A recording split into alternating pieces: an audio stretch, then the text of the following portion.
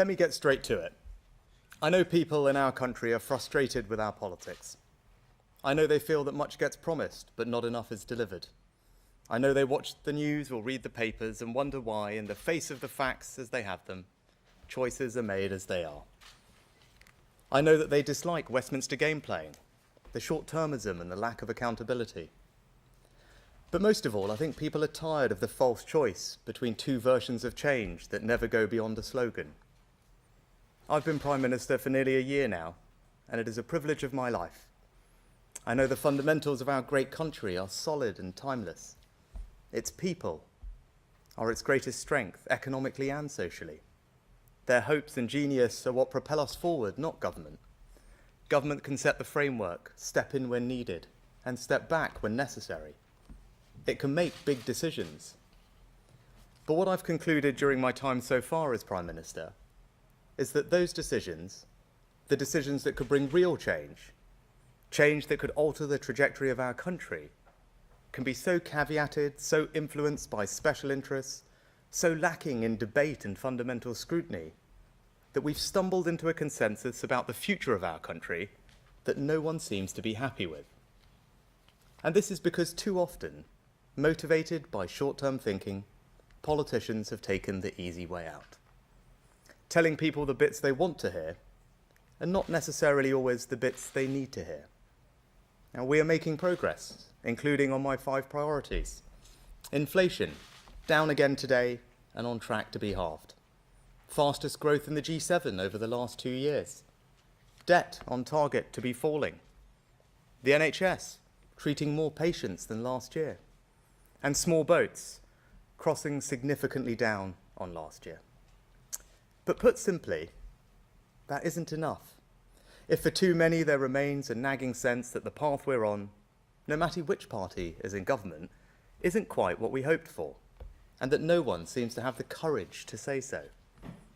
That we make too little, that we spend too much, that things take too long, and that even when we know these things, we seem powerless to change them.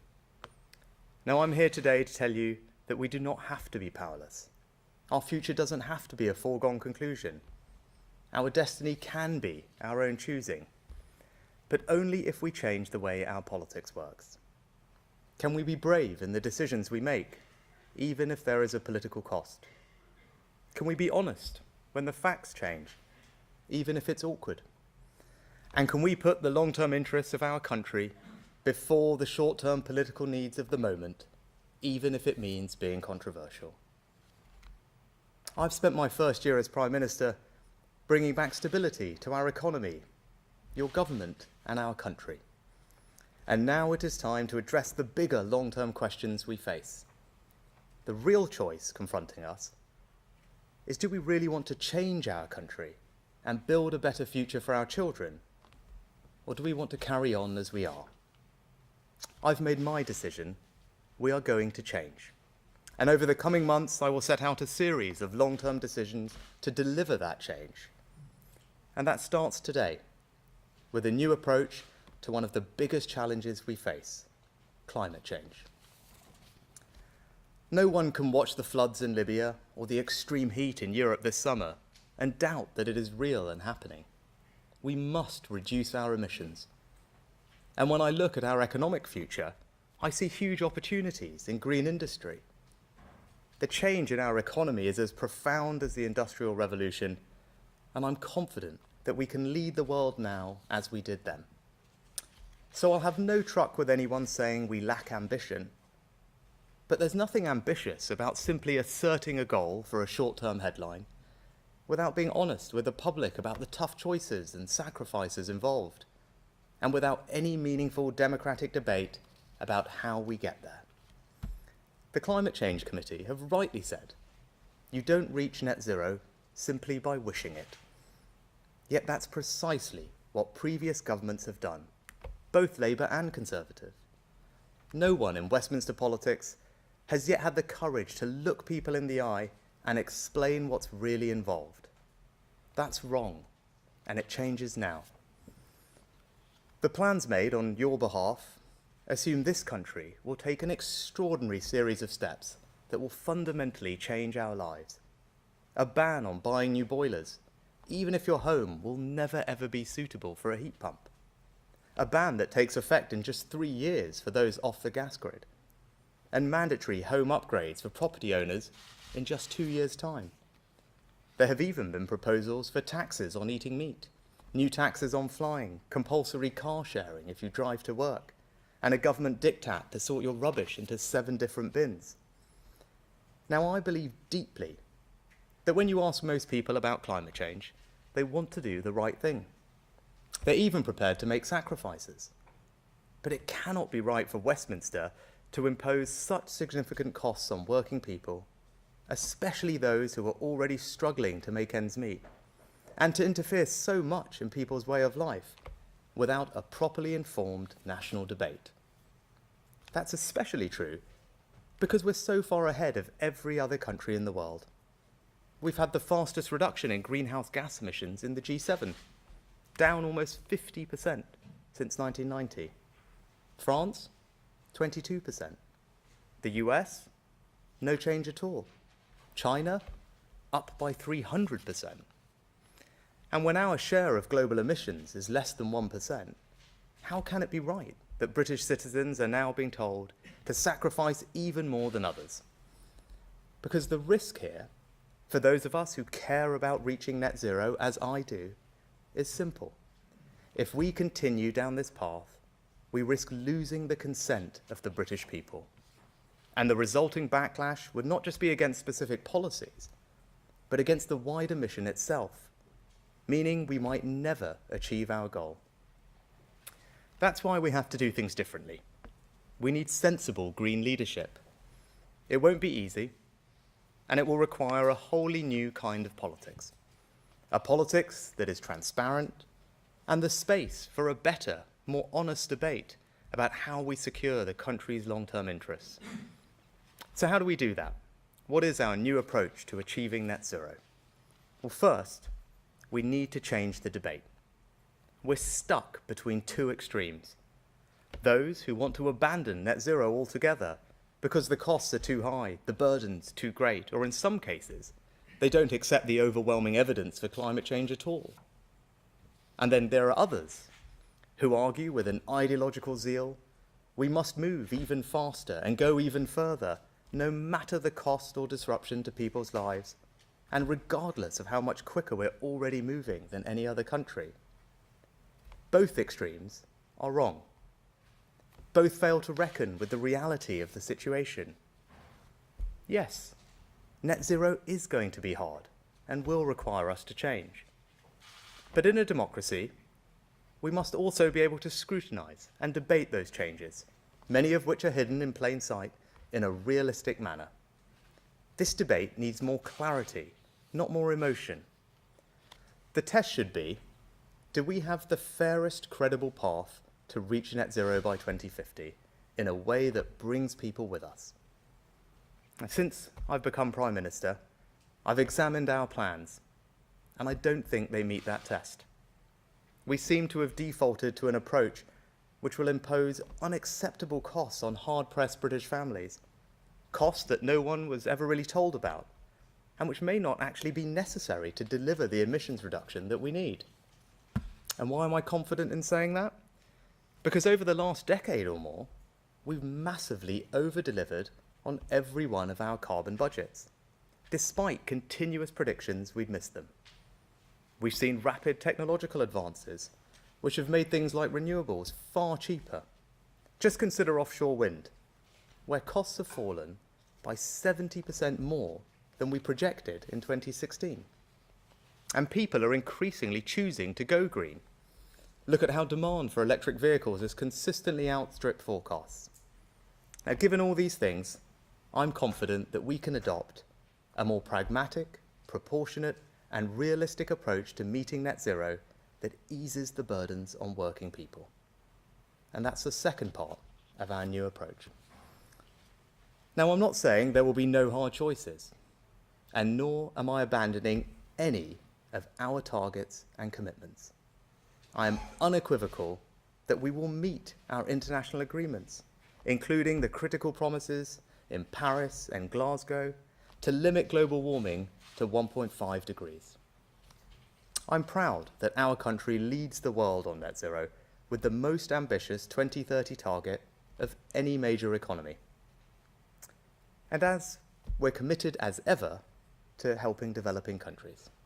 Just the other week, I announced $2 billion for the Green Climate Fund, the single biggest commitment of its kind the UK has ever made.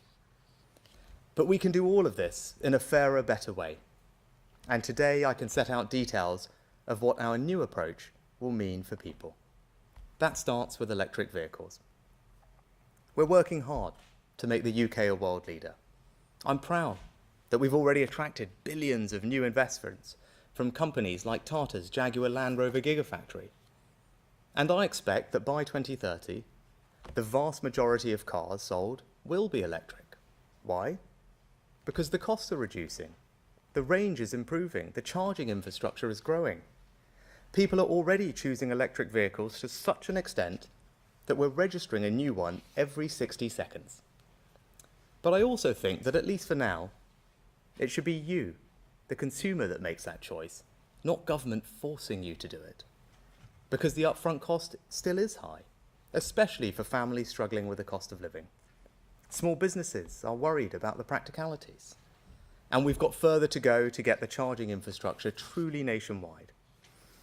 And we need to strengthen our own auto industry so we aren't reliant on heavily subsidised, carbon-intensive imports from countries like China.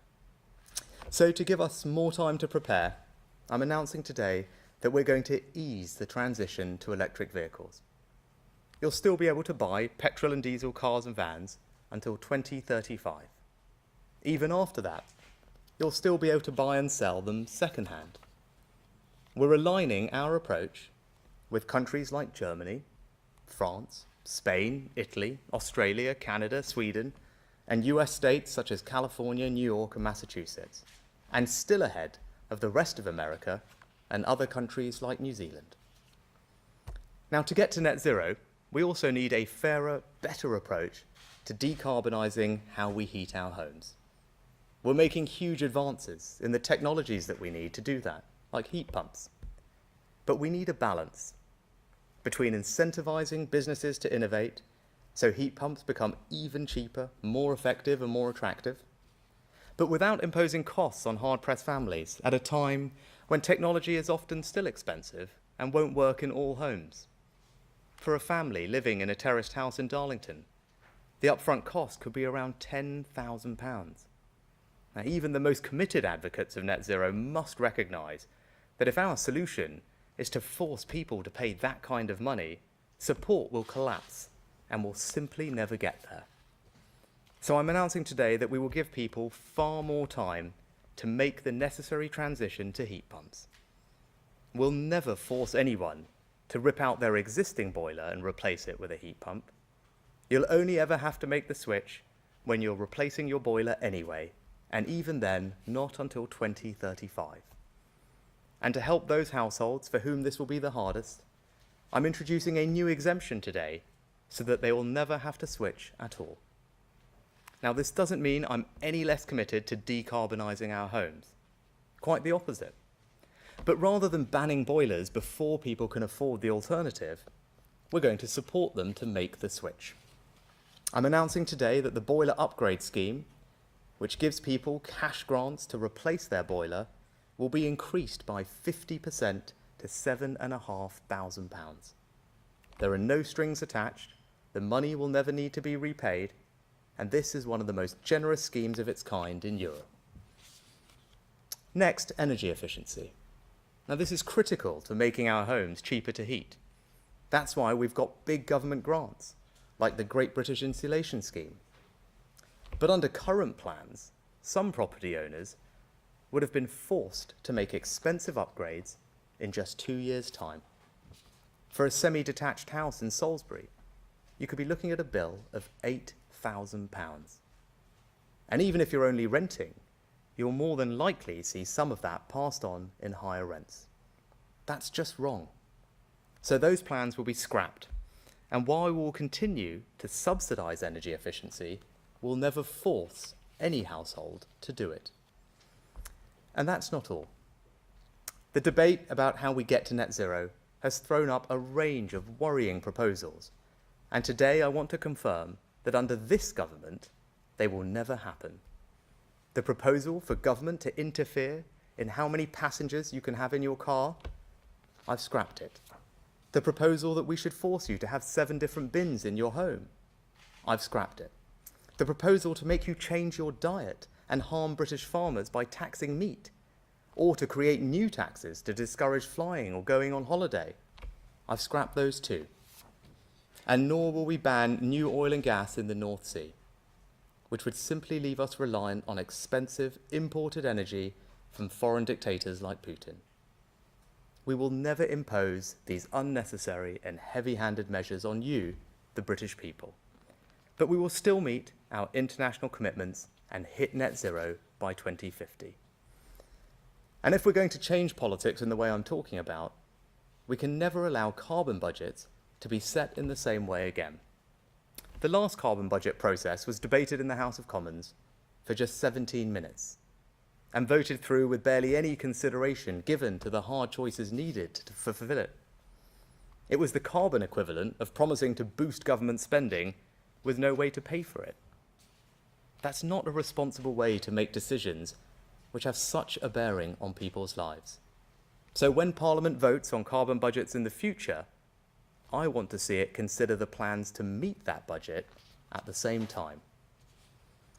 If the first part of our new approach to meeting net zero is to change the debate, and the second part is a more pragmatic, proportionate, and realistic approach that eases the burdens on families, then the third is to embrace with even greater enthusiasm the incredible opportunities of green industry and take the necessary practical steps to create whole new sectors and hundreds of thousands of good, well-paid jobs right across the country.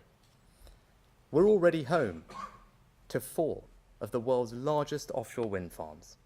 We're building an even bigger one in Dogger Bank and improving our auction process to maximise private investment into this world-leading industry. We're lifting the ban on onshore wind. We're investing in 4 new clusters to capture and store carbon from the atmosphere. And we're building new nuclear power stations for the first time in 30 years. Just this week, we took a significant long-term decision to raise funding for Sizewell C, putting beyond all doubt our commitment to decarbonising our power sector. And later this autumn, we'll shortlist the companies to build a new generation of small modular reactors. But one of our biggest constraints to reaching net zero and improving our energy security is this. We're investing billions in new energy projects, yet we don't have the grid infrastructure to bring that power to households and businesses.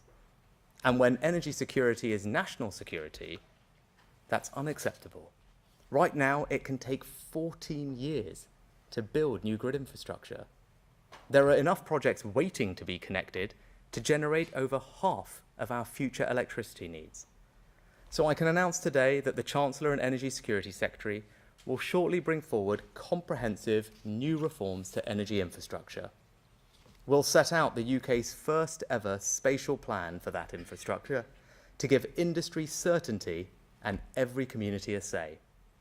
We'll speed up planning for the most nationally significant projects, and we'll end the first come, first served approach to grid connections by raising the bar to enter the queue and make sure those ready first will connect first.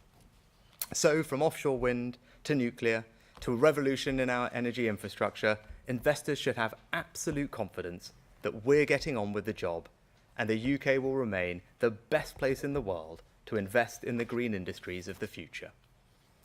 Not least because of something else that this country has always excelled at, innovation in new technologies. As a country that emits less than 1% of the world's carbon emissions, one of the most powerful contributions we can make is our unique ability to develop new technologies that can help the world.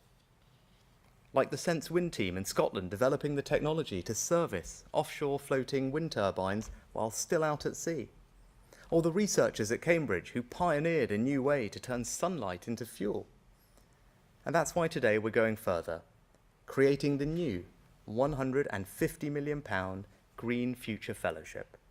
This will support at least 50 leading scientists and engineers to develop real breakthrough green technologies. And it builds on the £1 billion I invested as Chancellor in the Net Zero Innovation Portfolio. And finally, we can't tackle climate change without protecting nature, and vice versa. Just the loss of forests alone accounts for the equivalent of 10 times the global emissions of the entire United Kingdom. And in the coming weeks, ahead of my attendance at COP28, I will set out the next stage in our ambitious environmental agenda. So in conclusion, this country is proud to be a world leader in reaching net zero by 2050. But we simply won't achieve it unless we change. We're now going to have a better, more honest debate about how we get there. We'll now have a more pragmatic, proportionate and realistic approach that eases the burdens on families, all while doubling down on the new green industries of the future. In a democracy, that's the only realistic path to net zero. Consent, not imposition. Honesty, not obfuscation. Pragmatism, not ideology. That's how we'll turn the challenge of net zero into the greatest opportunity and the proudest achievement of our lifetimes. And this is just the start. What we begin today is bigger than any single policy or issue. We are going to change the way our politics works. We are going to make different decisions. We won't take the easy way out. There will be resistance, but we will meet it, because I am determined to change our country and build a better future for our children. Nothing less is acceptable.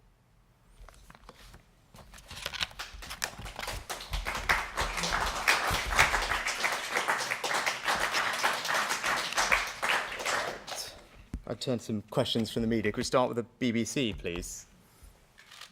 Thank you, Prime Minister. Chris Mason, BBC News. Boris Johnson says you're faltering. Businesses say you've robbed them of certainty, and one of your former cabinet colleagues suggests that this risks putting you on the wrong side of history. Is this all because you're panicking about losing the election? I've been thinking about these issues for a long time, and as Chancellor, I was concerned about the impact on families of some of the policies that were being mooted. When you think about it, as I mentioned, policies that would cost a typical family around the country £5,000, £10,000, £15,000, and we seem to be on autopilot to just adopt these things. I didn't think that was right at the time, and now as Prime Minister, I've got an opportunity to change things. And what I don't want to do is make yet more short-term decisions, easy ways out, that ultimately not be straight with the country about what those mean for them, the costs that those are imposing on them. I don't believe that's the right thing to do. I want to make the right decisions for the long term of our children, of our country, and that won't be easy. And as you can see, there's lots of resistance to what I'm saying today. But what I'm trying to do is make sure that we're on a path to deliver net zero, because I firmly believe in it, but we're going to do that in a fair, in a proportionate way that brings people along with us and minimises the burdens on families. Now, I think that's an incredibly reasonable and realistic approach. In fact, I think it's the only approach that's going to actually get us to net zero and carry the country with us. So look, lots of people are going to have their views, and I respect their right to disagree with me, but ultimately it's incumbent on them to then explain to families up and down the country why, if they disagree with me, they're willing to impose those costs, £10,000, £15,000 on those families in pursuit of something when it's not necessary, when we can meet our carbon targets without it, when we remain a world leader. Right? That's a question for them, because I think my approach is the right one. Next, can we go to ITV? Prime Minister, you know probably better than anyone that we've had years of underinvestment caused by economic instability, which has in turn led to low growth. When you became Prime Minister, you pledged to restore stability. By delaying the targets for motor vehicle replacement, boiler replacement, many big businesses that want to invest in this country say you've pulled the rug from under them and you've increased instability. The reverse of what you wanted to do, you said. The best thing I can do for business is ensure that we actually continue to deliver net zero because it has the consent of the British public. And as you can see in other countries around the world, when people have tried to go too fast, haven't had an open and honest conversation with the country, they've ultimately had to change course. That's not the right thing to do. And that's what we're doing today. We're putting in place the right policies that will ensure that we get to net zero, bring people along with us, and that's what ultimately will give businesses the certainty that they need to invest. You mentioned a couple of specific things, the time frame for transitioning electric vehicles. As I pointed out, 2035, that's the same target as that in France, Germany, Italy, Spain, Canada, Australia, California. I can go on. That is the global mainstream target. In an industry that is global in nature with imports and exports that we are integrated into, it's hard for anyone to say that that is somehow putting us at a disadvantage. I also think what the auto industry wants us to deliver, which we will now be able to, is our mandate to get from here to there. Because, as I said, this is about 2035 is one aspect of it, but between now and then, we are going to make progress in transitioning to electric vehicles. And we're working with industry, put in place the pathway to get there that they are incredibly supportive of. The other thing I would say to industry is we're doubling down on the other things that they want from us, and that's grid infrastructure.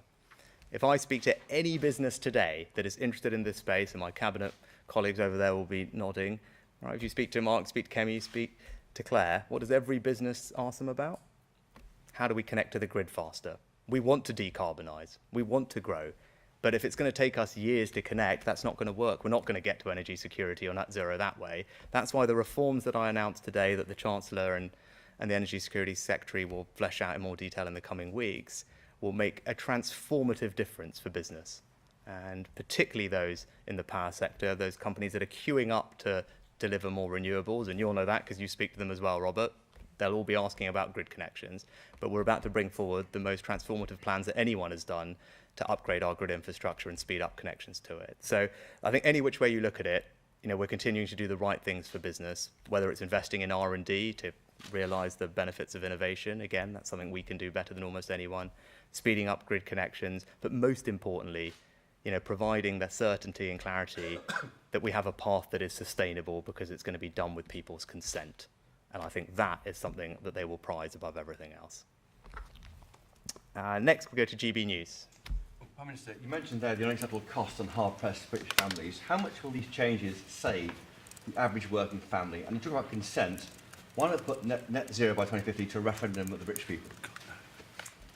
Well, when it comes to the costs, I think you're absolutely right to highlight them. And that's why I've taken the decision that I've taken, because some of the things that were being proposed would have cost typical families upwards of £5,000, £10,000, £15,000. Obviously, it depends on the type of property you live in, but for some people off the gas grid, forcing them to install a heat pump would have meant not just the cost of a heat pump, which could be in property like that, something like £13,000 instead of the boiler that they would have done, but also could have meant that they had to make costly improvements to their energy efficiency at the same time, which could have been upwards of £20,000. Now, that's to give you a sense of the scale.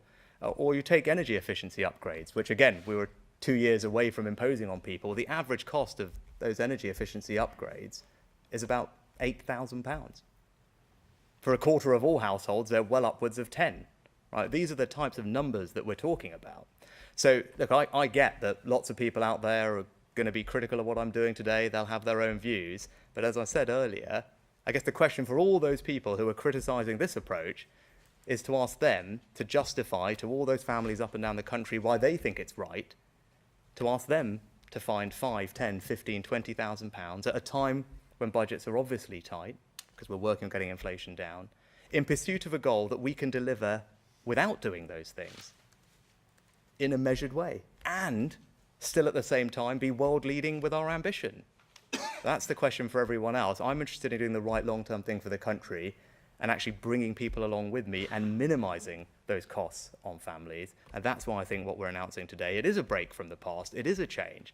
It's a different way to approach these decisions, but I think it's the right thing to do, and I think it will have very broad support in the country. Referendum? No, I think we've had enough referendums, quite frankly. But I think the point about consent is important, and that's motivating me to do what I'm doing today. As I said, we haven't had an honest conversation about these issues in a long time. Right? It's not enough to just announce these targets, because it's great headline in the short term, but kind of will this thing to happen. That's not right. That's not the type of leadership that I believe in, right? I'm Prime Minister. I want to be upfront and honest about what we're doing. I believe in net zero. We're going to get to net zero, but we're going to do it in a fair and proportionate way that is mindful of the impact on families. I'm absolutely confident we can do it. We're going to double down in all the areas where we can make a massive difference. We're going to save people money in the process, but throughout, we will do it with people's consent, because that is how we're going to bring them along with us. And if we don't do that, those of us who believe in delivering it will lose people. And that's not right. And that's what I'd say to those people on the extremes of this debate, the people who approach this with an ideological zeal that they will happily pay any price, they'll impose any cost on families in pursuit of it. That's not right. And what you will end up doing is damaging the cause of net zero, because people will be turned off. And I don't want to see that happen. Next, we go to the Times. Prime Minister, you've talked about phasing out the installation of new gas boilers from 2035. I've just been reading the Heat and Building Strategy from 2021, and it has exactly the same policy. So how is the policy you're announcing today any different from what the government's already committed to? So when it comes to heat, there are a range of different things that were being proposed. And of course, look, it's right, we need to decarbonise our heat first and foremost, right? Everyone who believes in net zero has to acknowledge that over time we need to change how we heat our homes. I want to be upfront with everyone about that, because that's what's necessary. I wouldn't be being straight with you if I was on the one hand saying we're going to deliver net zero, but then pretending that we weren't going to have to change how we heat our homes. We do, but we can do it in a much more measured way. Now, there were a range of things that were being proposed. In just a couple of years, some property owners were being forced to massively upgrade the energy efficiency of their homes at an average cost of about £8,000. We've stopped that from happening.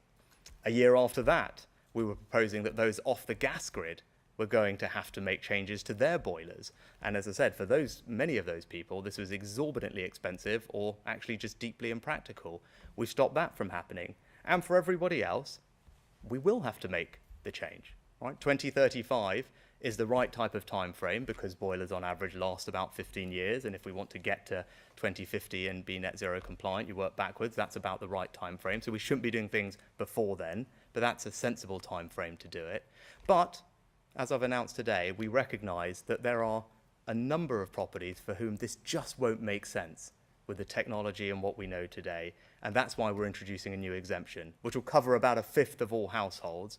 But there are those houses up and down the country, either the extra improvements they have to make for their grid connection or the energy efficiency improvements they would have to make to install the heat pump, just either are not practically feasible or so disproportionately expensive that it's not right. So that new exemption today is a new policy, and as well as shifting the timelines out to 25. But again, also, because I am committed to doing this, I'm being upfront that that will need to happen, and we're supporting people today to make the change.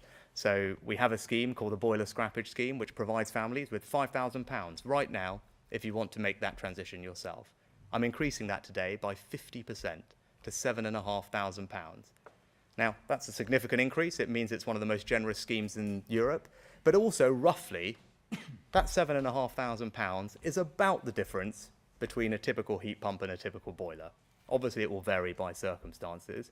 But what we're saying is, for those people who want to do this, we're going to step in and help you in the short term. That will help grow the industry, get more people adopting this technology and spreading the word. And it's a signal of our intent to make this transition. But that's the right way to do it, not to impose disproportionate bans and mandates on people in the next few years that just come with a huge cost when the technology is not quite ready.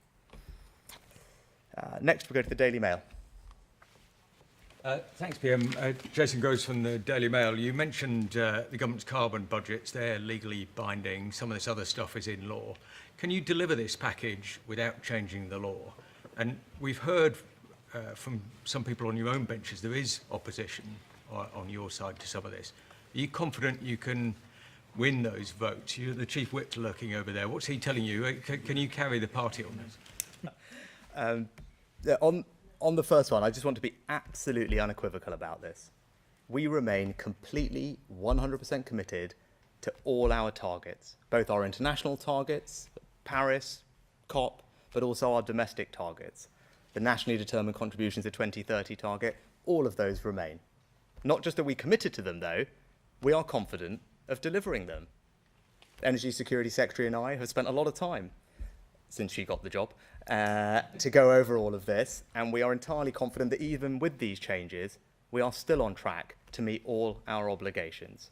And obviously, as you'll know, under the legislation that we have that you pointed to, the Energy Security Secretary has an ongoing responsibility to ensure that we're on track and does regular reviews of all this under Section 13 of the Climate Change Act, and we will continue to do all of that. And that's why I'm confident I can stand here today and make these announcements, whilst also saying that we are confident that we can continue to deliver on all our commitments. And look, on your second question about people who disagree, as I said, there can be a range of different opinions on this. I accept that this is a controversial topic, but I think the debate on this has been charged with far too much emotion and not enough clarity. Right? And there are people on extremes of this debate from either side. I don't think those extremes are right. I think the broad majority of people in this country, they believe in net zero, they're prepared to sacrifice for net zero, but they just want that to be done in a proportionate, pragmatic, and realistic way, and they want people to be honest with them about what's involved. And that's the approach that we're putting in place today. And for those people who disagree with that, as I said, it's on them to explain to families around the country why, if they disagree with me, they think that those families should be forced to pay £5,000, £10,000, £15,000 to do things that are not necessary to get us to net zero, and at a time when budgets are already tight, and we continue to lead the world in bringing down carbon emissions. And as I said, I hope that as now people, rather than looking at the speculation, but having now seen what I've actually said and the detail of what we're saying, can digest it, absorb it, and I think it will command very broad support, not just in our party, but also in the country. Next, the Sun. Thank you, Prime Minister. Harry Cole from The Sun. You say you're changing gear and going to make some very big policy announcements and big high-risk decisions in the coming months. Is this the start of some sort of political baseball to try and turn that 20-point poll deficit around? And on a theme, you say you want to be honest and open about hard choices. Is HS2 next? Can you guarantee that it remains your government policy for a high-speed rail train to go from Euston to central Manchester? Thank you. Well, look, it's a very generous comparison to baseball, which, as a cricket fan, I will certainly bank. But look, no, this is not actually about politics. Right? This is not about the politics. This is about doing what's right for the country in the long term. This is about me having had this job for just under a year, thinking hard about the things that will make real difference, that will bring real change to this country, that will put this country on a different trajectory and build a better future for our children, and recognizing that those decisions are going to be controversial, but I'm going to do the right thing, and that's the change that I'm going to bring, because we can't deliver that better future for the country. We can't deliver the change that people want to see unless we change how we do politics, and this is an example of that. Now, I'm not going to speculate on all the other things, but this is something that many people have grappled with for a long time, and what I want to do, as I said, is bring transparency and clarity to this debate and set out a very clear direction of travel, which I appreciate is different from what's gone before, but I'm not apologising for that, because I think this approach is the right one. And this one is the one that I think the country deserves. This is what the country needs, and this is what we will deliver. HS2? As I said, I'm not going to speculate on lots of the other things that people will be talking about. What I'm focused on today is something that the Sun in particular has been campaigning on for a long time, is finding a fair, proportionate, pragmatic way to deliver net zero, bring the country along with us, and that's what we're delivering today. Next, can we go to The Guardian? Thanks, Prime Minister. Pippa Carrera from The Guardian. I think a lot of people listening to you will be wondering what exactly you're going to do to replace the specific targets that you're rolling back on today in order to meet that net zero target for 2050. Can you give us a bit more specific idea of how you're going to do that? And also, if I can ask, you've often said that your daughters are the experts on climate change in your household. How are you going to explain your decision to water down your climate targets today to them? And do you think they'll buy it? So in terms of meeting our climate obligations, I guess it's the same answer that I've given before. The Secretary of State has an ongoing responsibility to ensure that we're on track to deliver all our commitments. We believe we are. There are obviously regular reviews of that happen, but because of all the things that I talked about earlier, the fact that we've consistently over-delivered, the fact that costs are coming down faster than we expected, the fact that adoption is happening faster than we thought. Those are all reasons, as well as the myriad of other policies that are in the mix. There's over 100 different policies that are all play a part in helping us deliver our goals. So it's not as simple as one in, one out. You have to constantly look at that entire mix of things, how they're delivering, what the environment is, and that's how the Secretary of State makes our regular assessments. But we believe we are absolutely on track to deliver our commitments, which again, as I would iterate, and this goes to your second point, about which I just disagree with. I think it is absolutely wrong to describe in any way, shape or form what I am doing today as watering down our targets. Our targets remain, right? Our commitment to net zero and the Paris and COP agreements that we signed remains. And our nationally determined contribution, our 2030 target, remains. And again, just for clarity, because this is the only thing that everyone is consistent on, we are forecast and we have committed to reduce our carbon emissions by 2030 by 68%. There is no other advanced economy in the world who comes close to that kind of commitment. That's a commitment that we're sticking to today. It's a commitment that we're confident we can deliver. Just to give you a sense, we're at 68%. Where's the EU? 55%. Australia, 45%. America, Japan, 40%. Canada, 20%. New Zealand, 18%. Right? So this idea that we're watering down our targets is just wrong, right? And this goes to this debate where there's all this emotion in it and people on extremes, but those are the facts. So if someone thinks that what we're doing is somehow not sufficient, not ambitious enough, I don't know what they'd say to pretty much every other country in the world, because we are way out ahead already and continuing to maintain that leadership. So I'm very confident that what we're doing is right, because not only do we have these world-leading targets, we're actually just doing it in a better way that will bring the country along with us and save families thousands of pounds. And there's nothing watering down about that. But that's why I have no problem whatsoever defending it, not just to my daughters, who, quite frankly, these aren't, it's not them who are going to have to fork out 10 grand, right? This is the families up and down the country right now who are working hard. Inflation is higher than any of us would like it to be, but thankfully today the numbers show that we're on track to bring it down. And the question is, I don't want those families to have to bear unnecessary costs at the same time as delivering all these things, and we don't have to. So I'm entirely comfortable with what I'm doing, and I think it's entirely wrong to describe it in any way, shape or form as watering anything down. And lastly, LBC. Hi, Natasha Clark, LBC.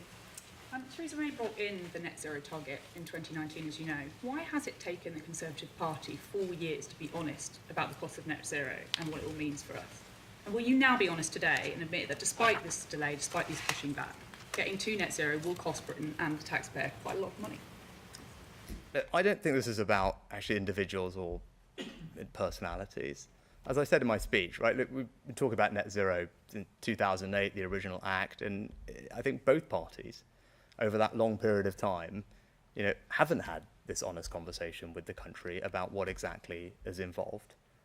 And there are lots of reasons for that, but it's not easy, right? You can see all the flack I'm getting today and yesterday because trying to have this conversation when it's charged with so much emotion, when there's people who are just very ideological about it, is not an easy thing to do. But that's not going to stop me from doing what I believe is right? So I'm not going to chase the short-term headline. I'm not going to take the easy way out. That's not how I'm going to do this job. I am going to bring change because I want to put this country on a different trajectory. I want a better future for our children, and we're not going to get that unless we change how we do things. And today is the first example of a big change in approach, a change in the way we do politics, to put the long-term interests of the country first, ahead of the short-term and chasing the easy way out. And as I said, I think it's the right thing to do, and I genuinely believe it will command very broad support. Thank you very much for your time.